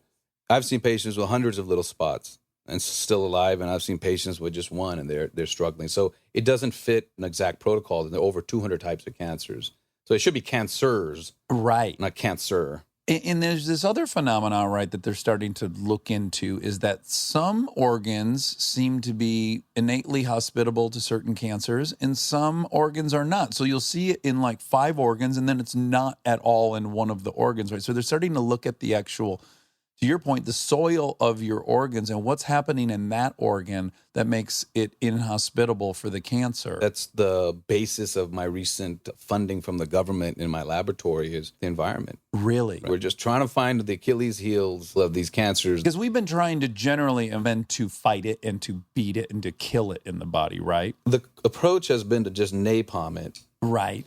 But then the ones that survive are stronger. The more modern approach, the ways in which we are looking for potential future treatments is to actually to bomb it a certain way, knowing which ones are going to survive this assault and then drive them right into our next attack. Right. So like a 3-staged approach. Synergistic combinatorial treatment. 2 Right. drugs. Oh. But that work better together. This one drug will kill 40% of the cancer. This one drug will kill 40% of the cancer alone. Together, they kill 90. Right. So Synergy. they're greater than the sum of their parts. Right. That's today. The new wave. And also, aren't we learning to also get far more specific with our own immune system and turn on certain T cells that are good at one thing and not turn all the T cells on where they start attacking your own organs and stuff? Absolutely. So that story we're talking about, how the cancer cells that learn to cloak themselves from our immune system. So what we do now at City of Hope is we take that cancer out, grind it up, take your T cells out, your immune cells out, your cancer-fighting cells out, and we let them see each other in a petri dish, like almost letting the bloodhound smell the rag, get it sensitized, prime it. Then we put those, your own cells, back into you, but now they're supercharged and they're hungry, looking for your cancer that up till now had been hiding behind that cloak of your immune system, hence immune therapy one type. Yeah, so fascinating, man. It's cool, right? Yeah, you picked a really good era to be born to be trying to fight cancer. Yeah, I think there's a lot of cool things on the horizon for everyone. Yeah, my mom had breast cancer a long time ago. She's fine. She's living with me and got her name tattooed in Oakland when I was 20, thinking he had a terminal disease, and it's a living memory now on my right arm. Yeah, well, that's amazing. Well, I think we're all really grateful there are people like you that dedicate themselves to this, and it's incredibly impressive, and I hope you don't get dementia for at least another 50 years so you can carry on your work. Maybe when I'm an old man and you're an old man, you'll crack this fucker open and start tinkering around. I had fun. Okay, great having you. And please, everybody, give your book, Neurofitness, A Brain Surgeon's Secrets to Boost Performance and Unleash Creativity. Give that a read. Not unlike your biceps, quads, trapezius, latissimus. Think about that brain and keeping it healthy and fit. Thanks, everyone. And now my favorite part of the show, the fact check with my soulmate, Monica Padman. Living your best life means being extra where it counts and skipping the extra where you don't need it. Like in your cleaning products. That's where 7th Generation comes in. Their bio-based cleaning power delivers a powerful clean with nothing extra in the bottle. Need a dish soap that cuts through the tough grease? A detergent that tackles the worst stains and odors? 7th Generation handles it all without any dyes or artificial fragrances. Real clean doesn't have to come with a long list of add-ons. Upgrade to a powerful clean without anything extra.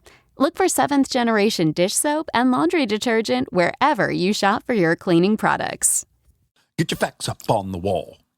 Dance. Come on. I'll get your facts up off the wall. Dance. Come on. You recognize that? Get your back up off the wall. Dance. Come on. I do. I think I only do, though, because you sing that sometimes. I do. But well, I Nate don't and know I used to sing it compulsively when we lived together. Oh. Yeah, well, we'd add a bunch of words and stuff. Sure. Yeah. Get your back up off the wall, freaky chicken. Dance. Come on. Well, I enjoyed that. Thank you. We're back. We're back. We're back again. To talk about Dr. Rahul. Yes. Dr. Rahul. He was very interesting. He was. Yeah. He had a very alpha energy. He did. Mm-hmm. I've been accused of bringing an alpha energy to things. And so I don't know if you noticed, but I kind of laid off my alphaness for long enough to let everything simmer. By the end of it, I thought we're on a very even footing. You probably didn't notice any of these subtle things that were happening. Because they probably weren't. These were primitive, tribal jungle things that were happening. No, they that went aren't. right over your head. No. Oh, they were happening. No. I bet if we called him and asked him, he'd say they were happening too. What? Just man stuff, stupid man stuff. Don't act like, oh God. What? Don't act like there's specific man stuff that other people are impervious to. I'm not saying that for everyone. I'm saying it was happening and you missed it. So if you missed it, I'm assuming it's because you're female.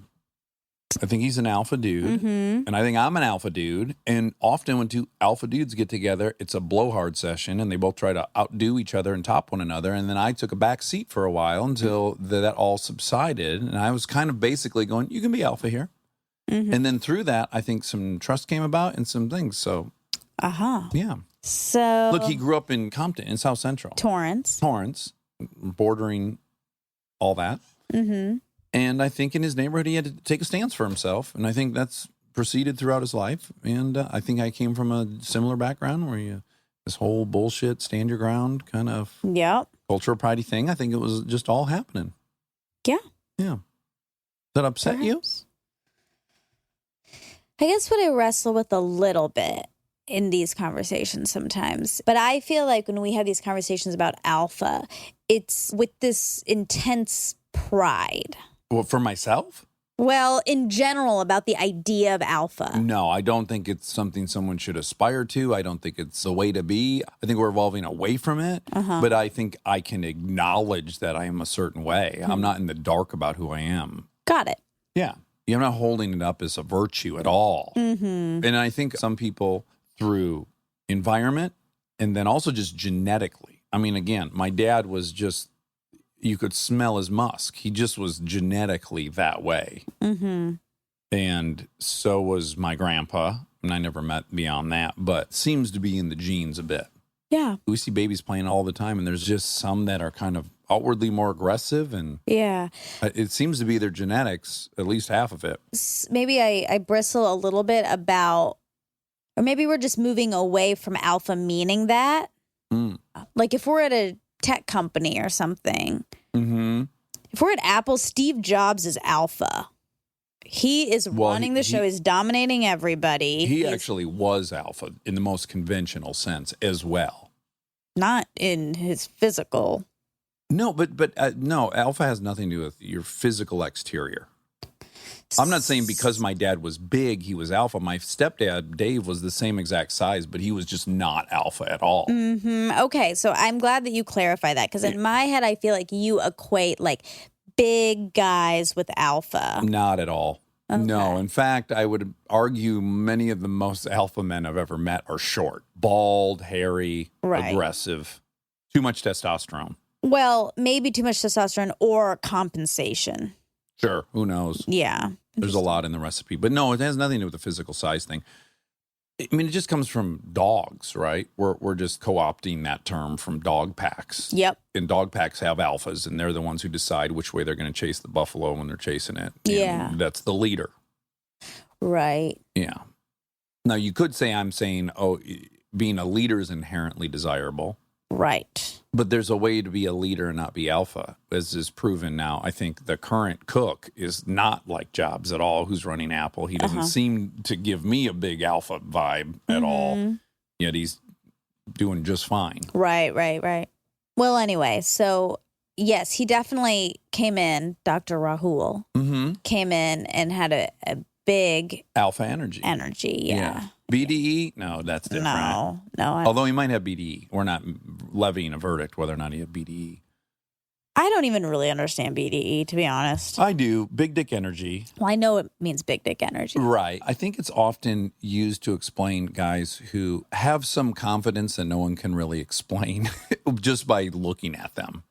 But they have this incredible confidence, and that confidence they're saying is BDE. But I mainly hear it in a negative context. Oh, really? Yeah. They'll include it in aggression, in toxic masculinity conversations, in all of that. Oh, I haven't. I've only seen online tweets. They're always funny. It seems to always be funny. So, well, we were talking about Bernie. So like Bernie, there's no toxic masculinity with Bernie Sanders. Right. But I was arguing that he's so confident and so open to being controversial, going against the grain. Yeah. I said it must be that huge hog. And that made sense to everybody. That's how I think of BDE. Maybe. I don't know. I've just heard it in the context that men who feel entitled to the things around them because they have a penis. Well, if that were my understanding of BDE, yeah, I would think it was a crappy negative saying as well. Yeah. But I'm not saying you're saying anything. I just don't know what it is actually. Well, I definitely think that boys are obsessed with penis size. Let's start with some things we agree on. Boys are obsessed with penis size. They're obsessed with each other's penis size. Little kids show each other their penises. Little kids know when they have a bigger penis than all their friends very early on. And if you have a bigger penis than your friends envy that. So that gives you some kind of boost in your confidence. So I can see it actually being a thing for some people. Not all people. It's not the only way to be confident, etc. But I definitely see some It's people. just such a silly way to be confident. Of course. We recognize that, we've right? talked about it a million times. Girls don't care. That's great. Guys do care. Guys care about penis size. Girls don't, and it's stupid that they think about it, but they do. It's just the reality of the world we live in. Okay. So among their peers, if they're known as the dude in the circle with the biggest dick, they're going to have a certain level of confidence because of that, because of having that moniker. Yeah, maybe. What? Well, I don't think it's you in all- saying maybe is to me a little dismissive of me having been a boy I and grown think up with all other boys. Yes, there's a ubiquitous idea around Yes. guys and their penises and loving the size of it or not or whatever. Definitely a thing. Right. Do you think it transcends into adulthood? Yeah. For some people, I'm not talking about everybody. I'm talking there's a significant enough people that it affected in a positive way that they knew their dick was bigger than their peers, that it's worth giving a funny name to and acknowledging. Right. But do you think those people, if and when, no, I'm sorry, not if, when that turns out to mean almost nothing in life, in their job, in relationships or whatever, do you think that goes They away? reevaluate? Yeah. No, because their friends, even in their 50s, are still bringing up Mike's big dick. It's happening nonstop, no matter what achievement they've had with work or education. Right. Dudes who know one of their friends has a big dick is going to bring it up all the time. So they're always going to hear that from their friends. Got it. Yeah. All right. So is Kookaroo still in existence? Kookaroo was a fast casual restaurant chain specializing in charbroiled chicken, founded in 1988 by LA-based restaurateurs Mike and Ray Bandalian. I wish to God their last name was Kookaroo. I know. Would have made more sense. Although the name Kookaroo was an onomatopoeia to the crow of a rooster. Oh. We love onomatopoeia here. We embrace it. After a series of expansions and ownership changes in which Kookaroo struggled for profitability throughout the 1990s, the last location in Santa Monica Oh, that was the last location. closed in 2014. Oh. And I I wish I mentioned to you that I used to see Lisa Bonet there. I saw her there twice. You did? You did not Yes, say that. Little Kwai Moon. Oh, wow. Oh, yeah, my 20s. She was there. At Kookaroo? Yeah, I saw her there twice. Was she by herself? Yeah, getting takeout. I got to now ask myself how much of my love for Kookaroo was maybe connected to having seen her there twice. But I'll maintain it was damn good chicken. I wish it was still around. I bet do I would too. like You'd it. love it. They had Yeah. a great chicken salad. Oh, they did? Yeah, phenomenal. Oh, I love chicken salad. Beautiful macaroni and cheese. Really delicious. Kind of like a Boston market. Well, yeah. Yeah, let's just say it. Similar architecture, functionality. But tasted better. Much different. Although I enjoyed a Boston It's really market. good. Boston market, yeah. When I was doing Idiocracy and I was gaining lots of weight in a hurry, I was a regular at the Boston market in Oh, Austin. you were? Mm-hmm. Yeah. What'd you get? The meatloaf platter and then Couple extra sides of that macaroni and cheese. Mm-hmm. Oh my God. I am so hungry. But the kookaroo macaroni and cheese was real cheese that, like, when they scooped it out, there were big strings of cheese attached to it. Yes. I love that. I wish they relaunch. Should we do it? Let's start a Kickstarter or whatever people do, a petition, something. To get it back. Okay, so he said redheads need more anesthesia. That was interesting because I've already done some research on redheads, and I do know they have a low pain tolerance. Threshold. Yes. Yeah. So this all adds up. Mm-hmm. Interesting. Redheads are strange. Mm-hmm. It's weird that they never subdivided them into their own race. I mean, out of all the dumb ways we've categorized race that are based on one or two genes of melatonin, now that was one to single out as its own species. That's true. Redheads. We could lump them in with East Asian. Okay, you'll take them on? Yeah. Great. I'm happy to take on the redheads. Okay. Is there addiction in animals? I read a bunch of stuff on this, and it basically looks like there is some evidence that there is, but there's not very much research in this, so it's hard to make a full conclusion. Who's abusing what? Well, they know it from like research. When the stimulant is artificially introduced, addiction can quickly take over and often and consume the animal. Mice have been known to starve to death when faced with a choice between cocaine and food. Yeah. Yeah. I thought you were more saying in the wild, chimps have figured out psilocybin mushrooms and they trip every single day or something like that. Yeah, no, but I think the only way to really know is when they're in a lab and you can see their options and what are they picking and is there a dependency and things like that. Yeah. It's hard to know in the wild. Well, let's just say that addiction in the sense that it's compulsive behavior and obsessive behavior is very beneficial in the wild. Oh, yeah. You know, like someone who's fishing a stream that's just taking all fucking day long and the obsession to do it over and over again is beneficial. That's true. Yeah. Do you think they're the same? I think addiction's a level above obsession and compulsion. Well, for me, that would just be an artificial line to try to separate them. I think addiction is compulsive behavior. Well, part of being an addict is having compulsive behavior. Mm-hmm. But you can have compulsive behavior, I think, and not be an addict. Sure. Yeah. I think there's levels to it. Yeah. But I feel like I have a lot of obsession tendencies, but I don't think I'm addicted to anything. I agree. But if, you know, a 0 is a teetotaler and a 10 is me, you're not a 1. Nope. Yeah. You're like a 5, let's say, or a 4 or something, whatever it is. You don't drink destructively or pathologically, but you also drink a lot. Yeah. Or frequent. Let's say that. I don't want to say a lot. Yeah. But I mean, quantity-wise, just frequency-wise, you like to have a wine. Uh-huh. I would hearken a guess that you're a similar spot on the compulsive spectrum.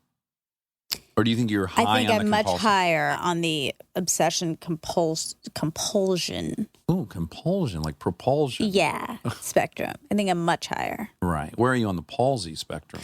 A 0 so far. So far, yeah. Yeah. Knock on I feel like wood. I've had some light facial freezing at times. What? Yes, just like in and around my eyebrow once or twice.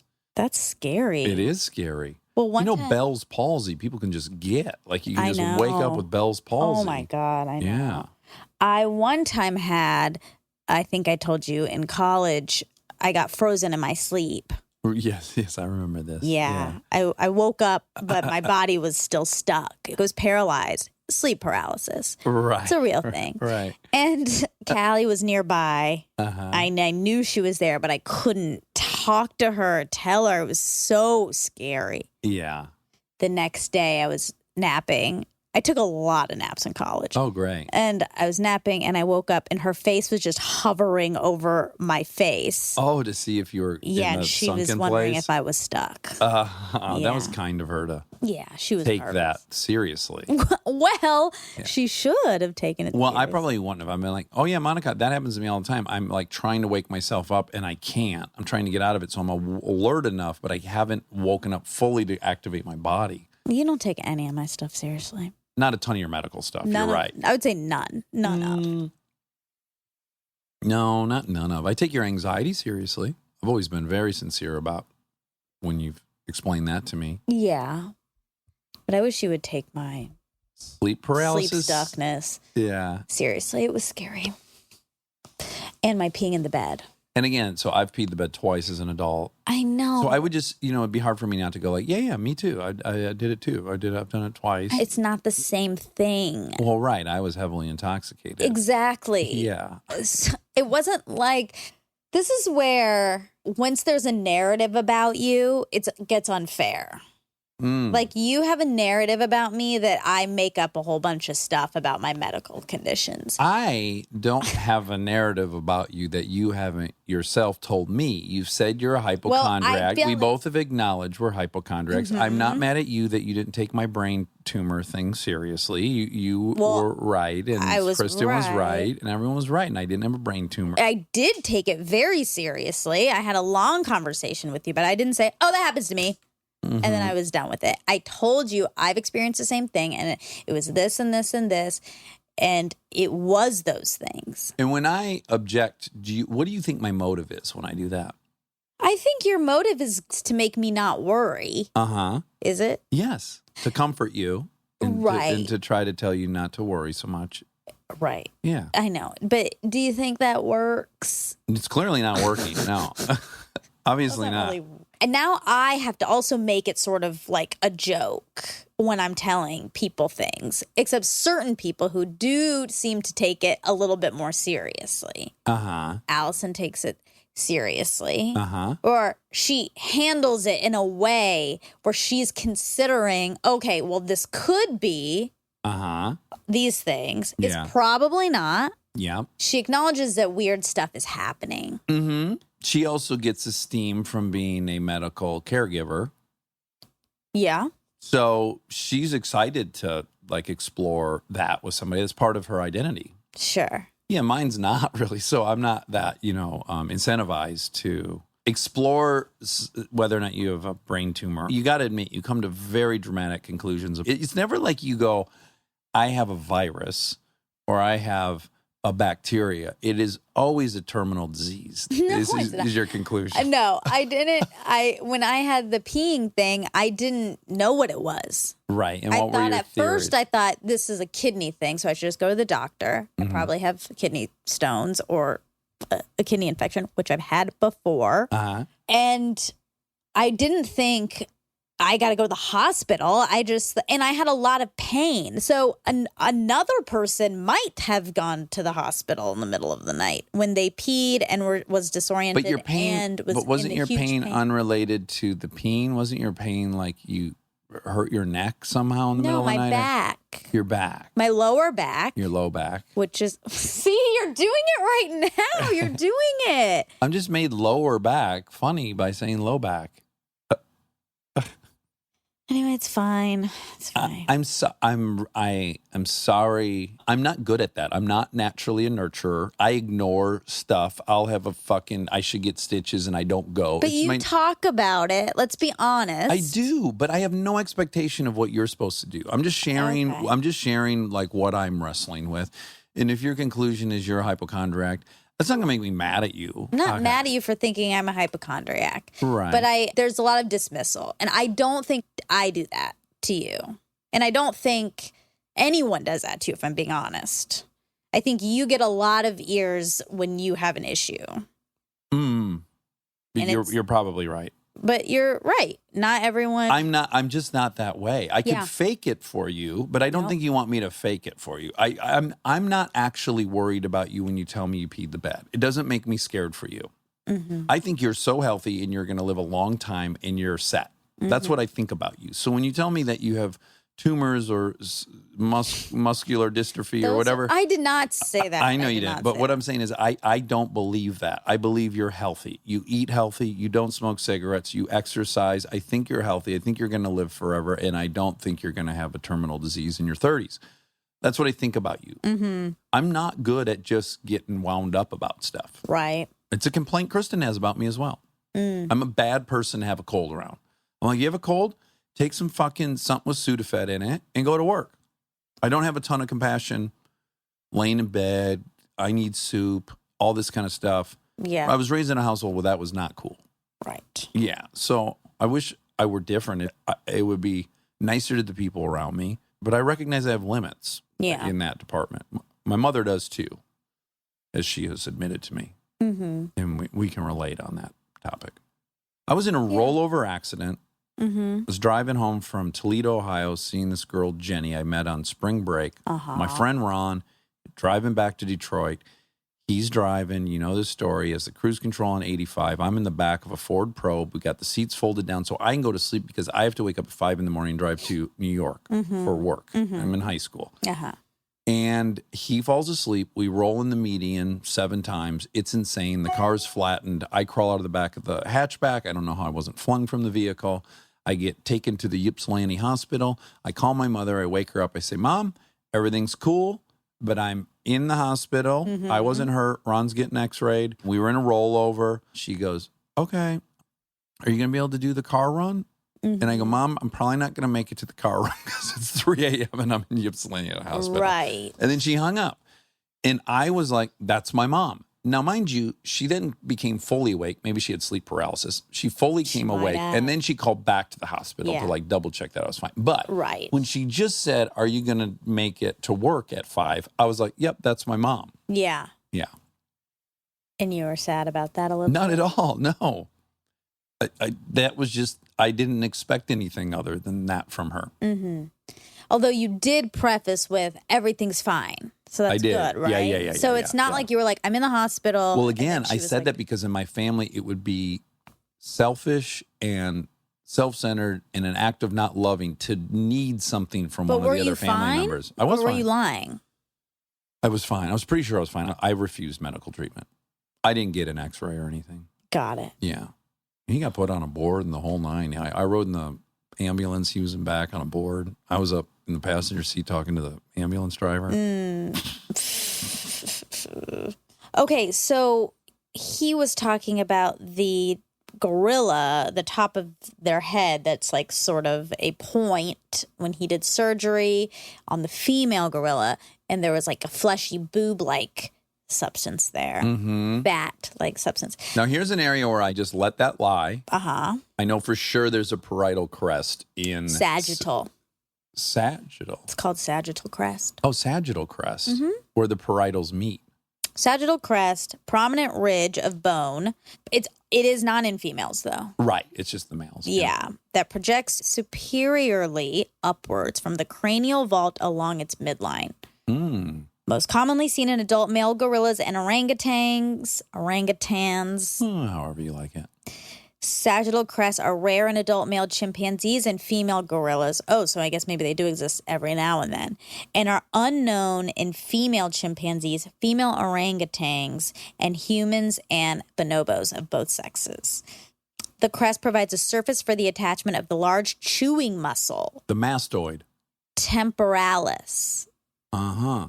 In humans who have large brains and hence large cranial vaults relative to their body size, the temporal muscles occupy a position on the lateral walls of the cranial vault and extend only about halfway up the vault surface. In apes, the superior extent of the temporalis muscles is positioned higher on the cranial vault because brain size is smaller, and the muscles of mastication are larger than those found in humans, such that the right and left side superior temporal lines approach one another at midline. In male gorillas and orangutans, in which very large chewing muscles are anchored to a relatively small cranial vault, the right and left superior temporal lines not only converge at the midline of the top of the cranial vault along the sagittal suture, but also require the development of a sagittal crest to provide sufficient attachment area for the temporalis muscles. Interesting. Very. There probably is a fatty thing on there as well, but I've handled those skulls in anthro. Yeah. I mean, it's a very Although he bony- was handling as well. He was. But he was a female, so they don't have that. Right, or So rarely. maybe maybe that gorilla just had a lot of fat up there. Yeah. Maybe they carried weight in their head. Yeah. Maybe. Yeah, like I carry it in my midsection. She did have some domestic abuse, it said, so maybe it was part of that. Yeah, they're Poor violent. gorilla. Yeah. Poor gal. Poor gal. Poor galilla. Poor Galilla. That's all. That was it? Yeah. I never have any guess of where you're at in the list. Oh. Yeah, I don't know if there's like Well, that's there's kind of 12 fun. bullet points or Sure. Yes. It's a surprise. Yeah. The only part that's not great about it is there are times where, like, if I knew that was the last one, I would dig in more on it. Oh. And then if I think you've got 5 more, I'm like, oh, I'll just let her get to the next one. Oh, So I see. Yeah, I never really know how to play my hand, as it were. Well, I'm not going to tell you because I like the surprise. Yeah. Just keep me on my toes. Exactly. All right. I love you. Love you. Boy, I was wrong. Sagittal crust. Now that you say it 5 times, I'm like, yeah, that is what it is. Sounds familiar. Yeah, big time. All right. This is the point of all of this. Learning. Learning, growing, evolving, Philomath or philomath. or unifile. Oh, big time. Yeah. All right. This is 2 Uniphiles signing off.